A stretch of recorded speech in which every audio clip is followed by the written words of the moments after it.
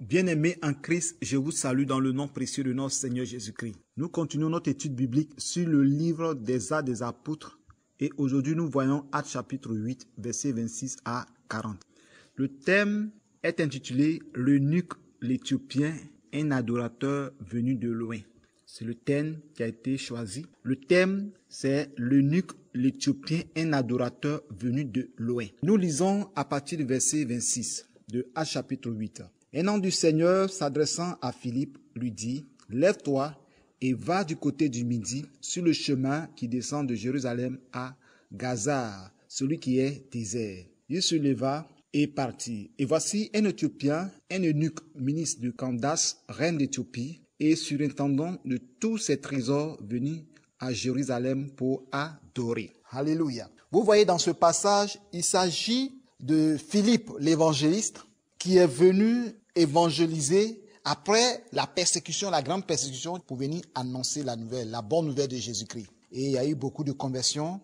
Nous avons vu dans le même chapitre la conversion de Simon, la conversion de plusieurs personnes. Quand Pierre et Jean sont venus, ils ont prié, il y a eu le baptême du Saint-Esprit. Et Philippe, lui, il est resté à Samarie quand Pierre et Jean sont retournés à Jérusalem. Et il était là un jour, et il y a un ange du Seigneur qui est venu vers lui. Et l'ange lui dit, « Lève-toi » parce qu'il était assis.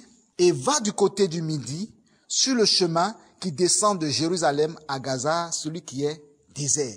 Vous voyez dans ce passage, l'ange est venu et l'ange lui a dit simplement d'aller vers le désert, la voie qui descend vers Jérusalem à Gaza.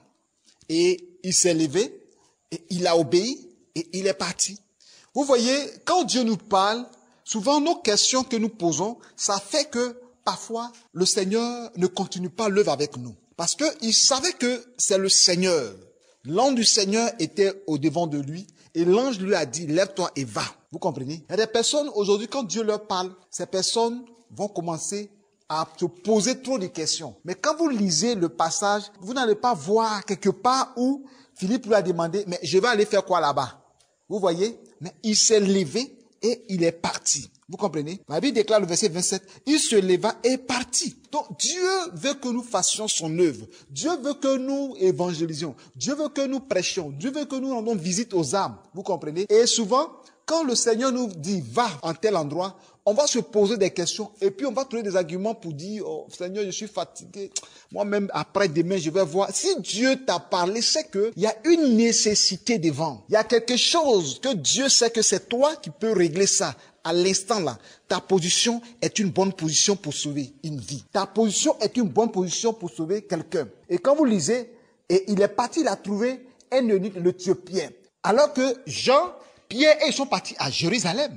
Ce n'est pas eux qui vont annoncer l'évangile à cet homme. Mais la position où il était assis, la place où il est, cette place est une place importante. Un lieu important, c'est le Seigneur qui a fait de sorte qu'il est assis là parce que Dieu veut lui donner une mission particulière. C'est-à-dire aller vers l'eunuque éthiopien pour lui annoncer l'évangile. Bien-aimé, vous voyez, tu es dans un endroit qui est assis quelque part, mais le Seigneur peut te dire, lève-toi et va dans ce marché. Lève-toi et rentre dans cette maison. Lève-toi et fais ceci. Si tu es convaincu et que tu as l'Esprit de Dieu, tu ne te poses pas assez de questions et tu fais la volonté du Seigneur. La Bible nous dit que le verset 27, il se leva et partit. Voici un Éthiopien, un eunuque, ministre de Candace, reine d'Éthiopie et surintendant de tous ses trésors, venu à Jérusalem pour adorer. S'en retournait, assis sur son char et lisait le prophète Ésaïe. Alléluia. Vous voyez, et lui, quand il arrivait à l'endroit où l'ange lui a indiqué, il est venu s'arrêter là. Et il est arrêté là. Et à sa grande surprise, il voit un homme, un cortège. Parce que la Bible nous dit que cet homme était, l'eunuque éthiopien, était un ministre de Candace. Candace, ministre de Candace, c'est un ministre d'État, un haut fonctionnaire. Vous voyez, quelqu'un qui est connu, quelqu'un qui a une renommée, quelqu'un qui travaille dans le royaume de la reine de Saba. Vous voyez, et dans la reine d'Éthiopie plutôt. Et la Bible déclare qu'il était surintendant de tous ses trésors. Un ministre d'État, ministre des Finances, ministre qui gère. La Bible déclare que tous ces trésors, les trésors de l'Éthiopie, c'est lui qui gère tout, jusqu'au palais royal. C'est-à-dire, c'est un homme important, un homme riche. Mais ce que je vais vous dire à mon frère, à ma sœur, la Bible déclare que cet homme, il est quitté de l'Éthiopie pour aller à Jérusalem et il est parti adorer Dieu dans son char, dans son cortège. Parce que c'est un ministre. Vous voyez comment les ministres se déplacent. Ils se déplacent à leur époque. Quand quelqu'un se déplace en char, c'est que c'est quelqu'un d'important. C'est quelqu'un riche. C'est quelqu'un de renommé. Vous voyez. Et cet homme de renommé, ce ministre d'État, le ministre de Candace, surintendant de tous ses biens. Quand on parle de surintendant, c'est quelqu'un qui gère les finances, vous voyez, les finances des trésors de l'Éthiopie. En ce temps-là, il passait un homme riche, un homme important, un homme qui est connu partout. Mais il a quitté l'Éthiopie pour aller à Jérusalem, pour aller adorer Dieu. C'est là que je veux toucher quelque chose, un message. Aujourd'hui, vous voyez, quand les gens sont dans l'église et que des moments dans les débuts c'est difficile et que Dieu commence à bénir la vie des gens, la vie des frères, la vie des sœurs, vous allez voir que ces sœurs, ces frères commencent à changer. C'est-à-dire ces frères et sœurs ne viennent plus régulièrement à l'église comme auparavant, ils venaient à l'église. Auparavant où tout n'est pas bien. Mais maintenant que ça va, ils ne viennent plus à l'église. Quand on va leur demander, ils vont dire que oui, le travail me prend du temps. Oh, je n'ai pas le temps. Oh, je suis beaucoup fatigué. J'ai travaillé toute la nuit, je suis fatigué. J'ai travaillé toute la semaine, je suis fatigué. Je peux pas. Vous voyez? Alors qu'au moment qu'il n'avait rien, il était toujours à l'église. Il était toujours présent. Et puis, il était toujours au service de l'œuvre de Dieu. Vous comprenez? Maintenant que le travail est venu, maintenant qu'il a l'argent, il trouve qu'il n'a pas le temps. Et parfois même l'orgueil s'installe. Vous voyez? Et vous voyez, je touche au côté de l'eunuque l'Éthiopien, cet homme est riche. Un homme riche, un millionnaire, qui a quitté l'Éthiopie pour aller à Jérusalem, pour aller adorer Dieu. Et vous voyez, cet homme, en son retour, il revenait avec le rouleau du livre d'Ésaïe. Ce n'est pas tout le monde à cette époque-là qui pouvait se procurer des livres saints, des saintes écritures. Ce sont les sacrificateurs, les scribes qui lisaient ça chaque sabbat. Mais comment cet homme a pu procurer ça? Bien aimé, c'est simple. Parce que c'est un homme riche. Cet homme va aller vers les sacrificateurs peut-être, vers les scribes pour dire, comme dans mon pays, je ne peux pas tout le temps venir par rapport à la distance. Et que même si je viens tous les sabbats pour venir écouter la parole de Dieu, mais moi je préfère toujours, je veux toujours, dans la semaine, prendre connaissance des Écritures, des saintes Écritures pour mieux connaître Dieu. Et cet homme-là, je sais qu'il va payer un scribe qui va prendre son temps pour copier le livre d'Ésaïe, même copier tout le rouleau des saintes écritures. Et la Bible nous dit qu'à son retour, il était dans son char et tellement il a aimé la parole qui a été prêchée là-bas et peut-être que c'est le même message qui a été lu au jour du sabbat et il a continué à lire dans son char. Mais cet homme lisait, il n'avait aucune connaissance de ce qu'il lisait. Il ne comprenait pas de qui il s'agit et il ne savait pas la révélation qui est dans cette parole. Pour lui, ce message, c'est un message intéressant, mais il n'a aucune révélation.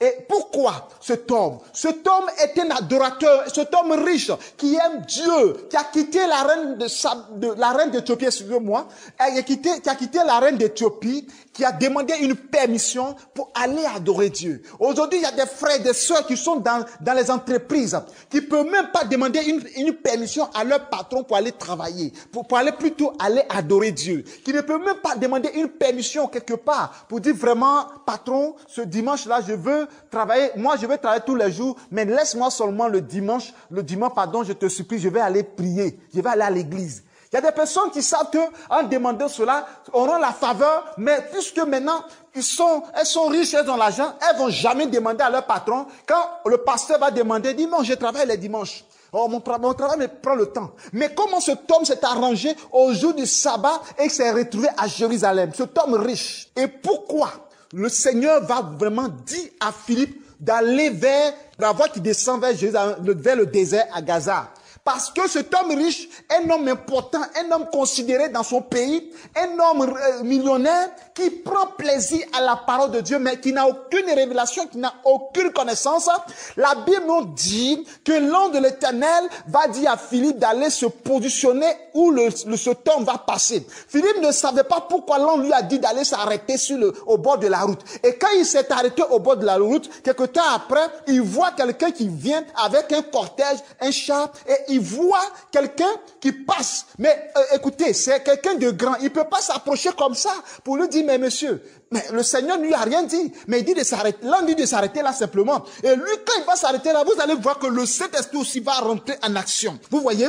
Quand vous lisez le verset 28, il dit, s'en retournait assis sur son char et lisait le prophète Ésaïe. Le verset 29, la Bible nous dit, l'Esprit dit à Philippe, avance et approche-toi de ce char. Alléluia. Et la Bible nous dit que quand Philippe, l'Esprit lui a dit, il s'est approché de ce char. Il s'est approché et il a commencé à marcher côte à côte avec cet homme-là. Et il entendait cet homme qui lisait les Saintes Écritures, qui lisait la parole de Dieu. Philippe savait que c'est le prophète Ésaïe, le livre du prophète Ésaïe. Et Philippe va lui poser la question. Parce qu'il sait que le Saint-Esprit l'a emmené à lui donner un message à cet homme. Aller lui prêcher l'évangile.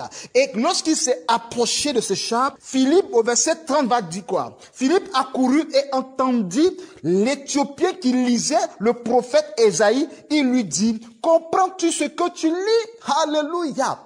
Vous voyez, et le Saint-Esprit lui a dit de partir. Vous voyez cet homme, tellement il est effacé. Quand on dit quelqu'un va aller adorer Dieu, c'est aller le célébrer, aller le magnifier, de se prosterner, se mettre en genoux. Cet homme est parti se prosterner devant Dieu. Cet homme a quitté Éthiopie pour venir à Jérusalem, pour venir se prosterner, pour venir adorer Dieu, pour venir bénir Dieu, pour venir élever Dieu. C'est un croyant, il croit en Dieu. Mais encore, ce qui était plus grave, c'est que pour lui, cette adoration, il croyait avoir rencontré Dieu véritablement, alors qu'il n'a pas encore accepté Jésus, il n'a pas encore reçu Jésus dans sa vie. Alléluia. Mais puisque l'Esprit de Dieu a vu que cet homme était sincère au-dedans de lui, il va envoyer l'ange de l'Éternel d'abord, de dire à Philippe de se lever, d'aller vers le chemin où l'Éthiopien va passer. Arrivé là, il ne savait, là il a fini pour lui. Donc il ne savait pas pourquoi il est là. Maintenant le Saint-Esprit va lui dire, il faut t'approcher de ce char. Et en approchant, c'est là il a entendu que cet homme était en train de lire quelque chose, la parole de Dieu. Et Philippe lui pose la question, comprends-tu ce que tu lis? Vous comprenez? Et vous voyez, cet homme est un homme humble. Vous comprenez? En voyant Philippe, il dit, mais il peut dire que, mais il y a quoi? Est-ce que c'est ton problème? Mais quand Philippe lui a posé la question, il a dit une réponse très, très intéressante. Il répondit, comment le pourrais-je si quelqu'un ne me guide?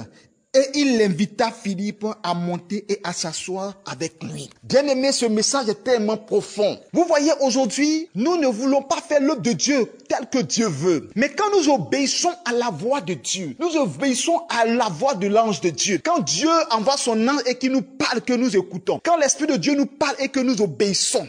Vous voyez quelque part, cet homme va commencer à aller monter dans le char du ministre des Finances, ce surintendant de tous les trésors de la reine d'Éthiopie, cet homme riche, ce millionnaire. Et un char, pas n'importe quel char. Mais il y a Philippe, cet homme qui a marché dans le désert avec la poussière sur ses pieds, sa robe, sa tunique remplie de sueur, de tout ce qui est sur lui comme saleté. Mais cet homme n'a pas regardé à l'état de cet homme, mais il a vu en lui quelqu'un qui a l'esprit, quelqu'un qui est capable de lui expliquer ce que lui ne comprend pas, Et il lui a dit, oh, monsieur, jeune homme, montez et asseyez-vous auprès de moi et venez m'expliquer ce que ça veut dire. Et il est invité et il est assis dans son char. Vous pensez que le char s'est arrêté? Il a continué avec Philippe. Et Philippe, comme s'il partait en Éthiopie, était assis dans le char et Philippe partait avec cet homme-là.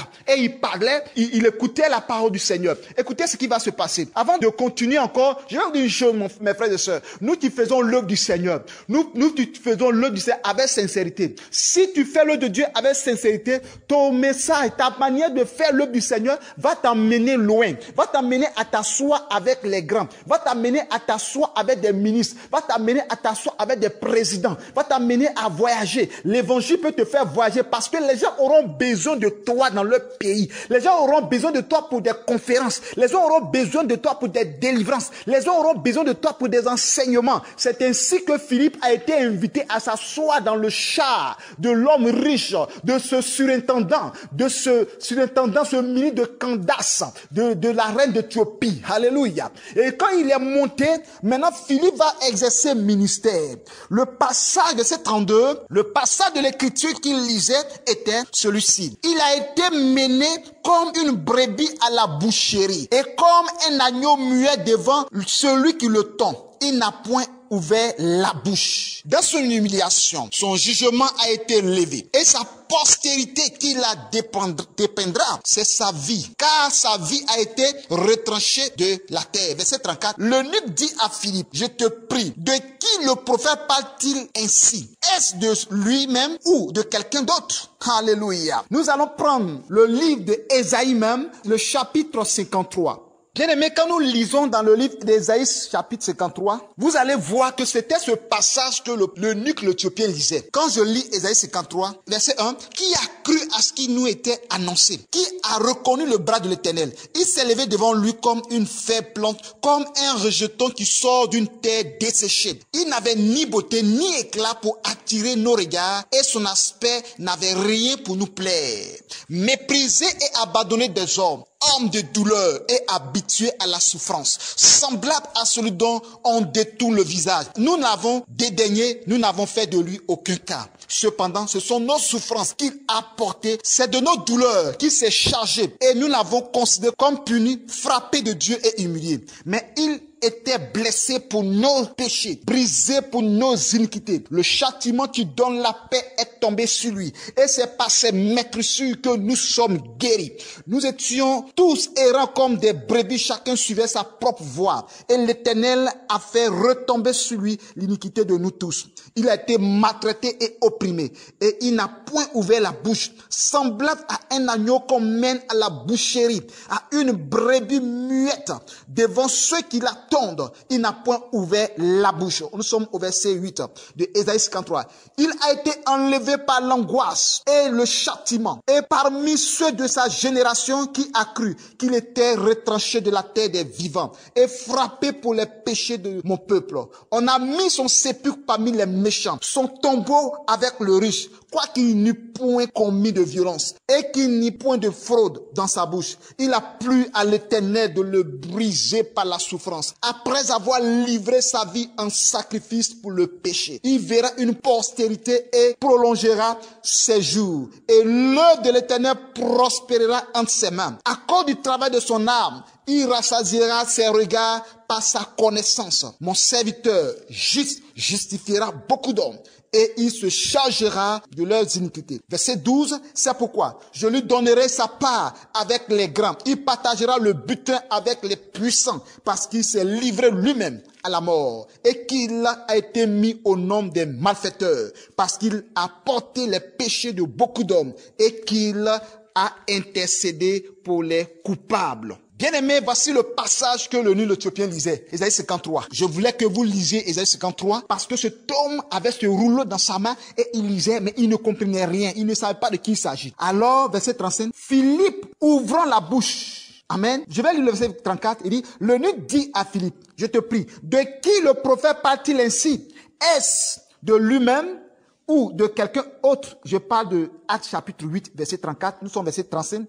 Alors, Philippe ouvrant la bouche et commençant par ce passage, lui annonça la bonne nouvelle de Jésus. Alléluia. Je vous assure et je vous dis tout le temps que l'évangélisation, il ne s'agit pas d'aller dire autre chose. Philippe a saisi l'opportunité du livre d'Ésaïe, c'est-à-dire la parole, la prophétie sur Jésus, l'avènement de Jésus, comment Jésus va souffrir, mourir et sera enterré et ressuscité. comment son sang va nous guérir. Tout ça, il lisait mais n'avait pas de connaissance. Et quand Philippe a expliqué les Saintes Écritures à partir du prophète Ésaïe, il a profité pour lui annoncer l'évangile de Jésus. Regardez bien, la Bible déclare que alors Philippe ouvrant la bouche et commençant par ce passage, c'est-à-dire ce que lui-même il a lu là, il va commencer par là et expliquer, lui annonça la bonne nouvelle de Jésus-Christ. Comme ils continuaient leur chemin, ils leur rencontraient de l'eau et l'eunuque dit, voici de l'eau, qu'est-ce qui empêche que je sois baptisé?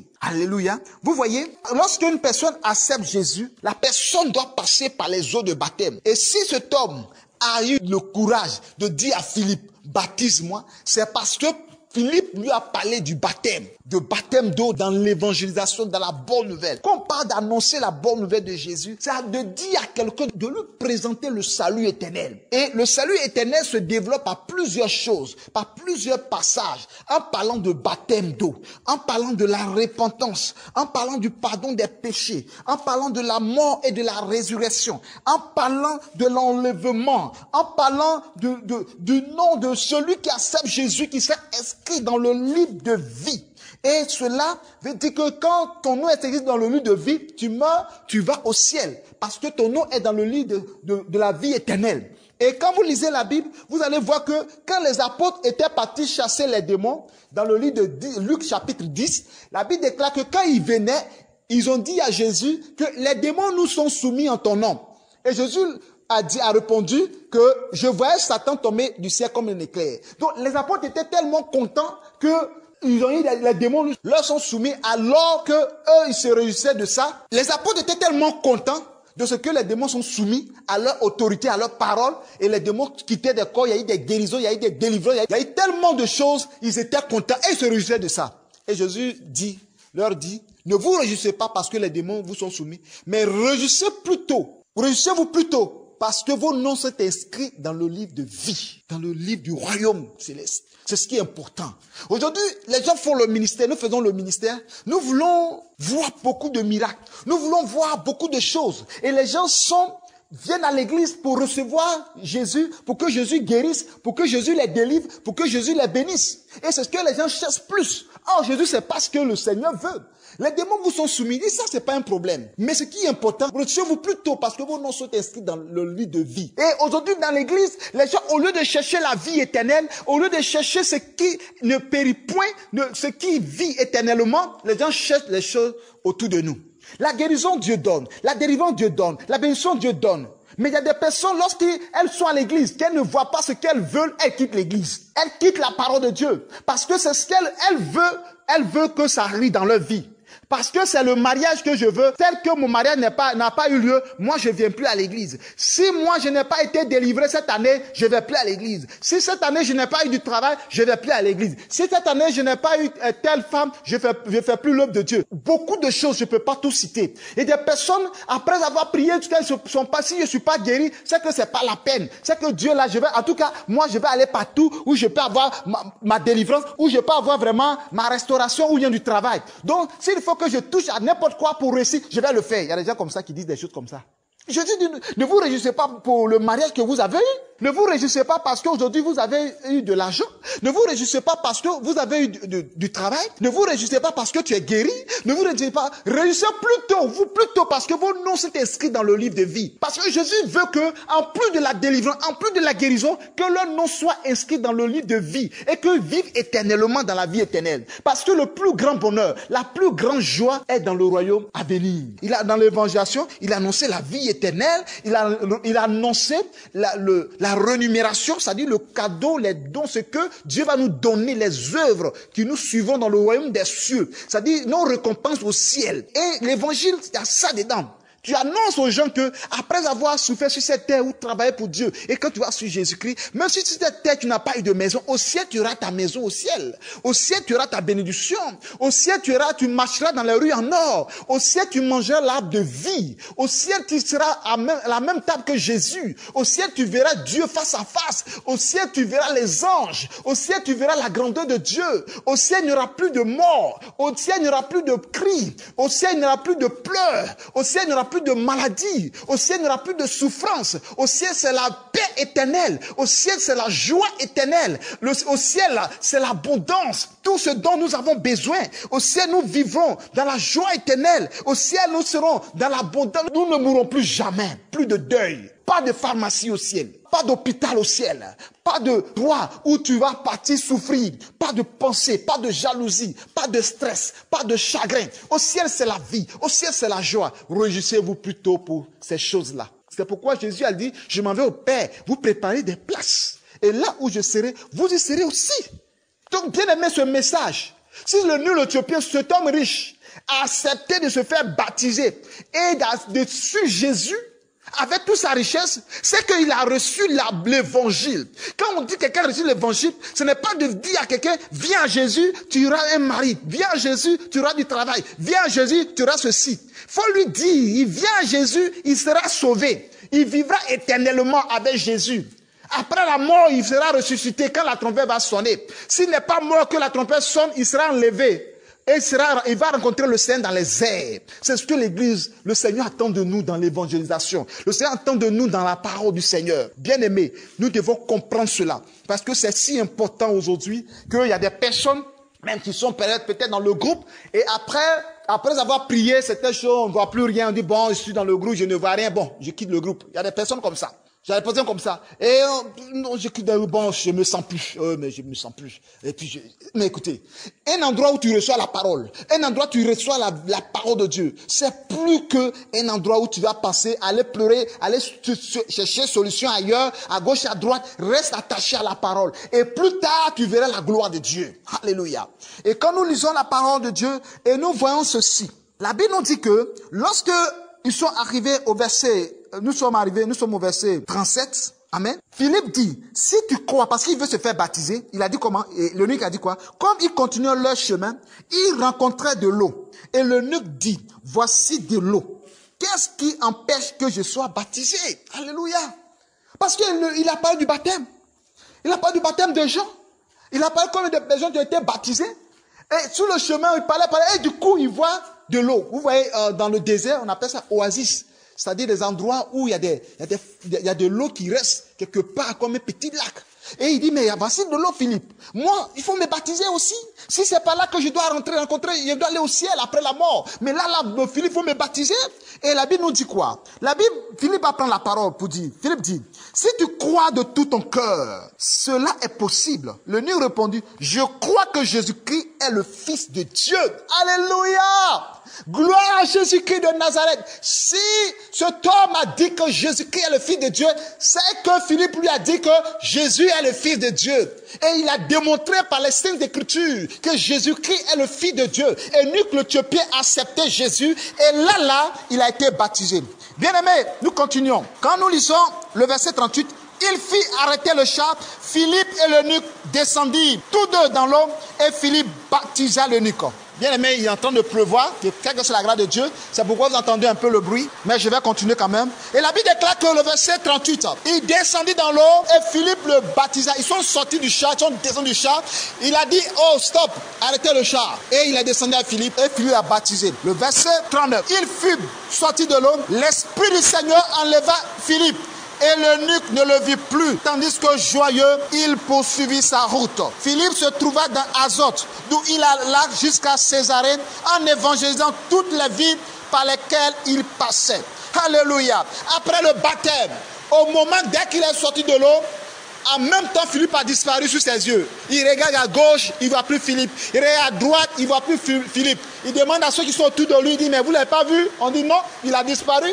Tout à l'heure, quand il a fini de te baptiser, il a disparu. Peut-être d'autres vont dire que c'est un ange. D'autres vont dire que c'est le Seigneur.